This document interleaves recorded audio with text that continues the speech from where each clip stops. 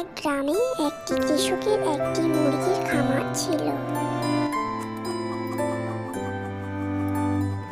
যা প্রতিদিন অনেক ডিম দিত।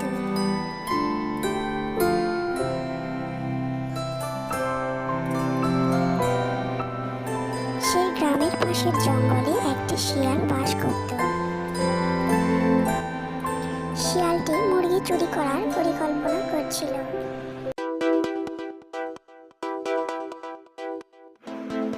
এক রাতে শিয়ালটি মুরগির খাঁচার কাছে এসে কয়েকটি মুরগি খেয়ে ফেলল।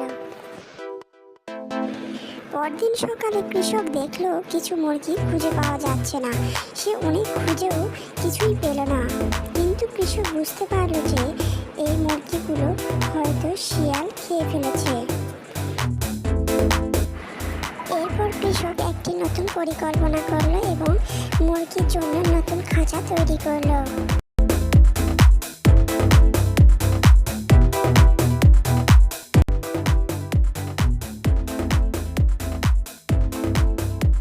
এরপর রাতে কৃষক মুরগির খাঁচার সাইডে লুকিয়ে রইল।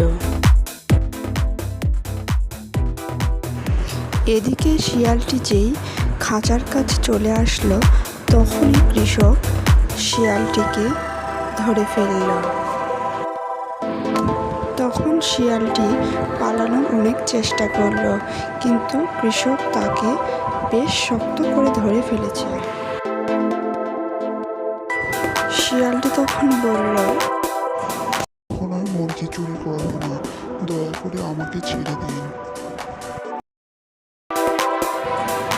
কৃষকের শিয়ালটির উপর বেশ মায়া হলো, তাই সে ছেড়ে দিল, কিন্তু শিয়ালটিকে সতর্ক করে দিল। যদি তুমি আবার মুরগি ধরার চেষ্টা করো, তবে তোমাকে কঠিন শাস্তি দিব। চাচা আপন প্রাণ বাঁচা।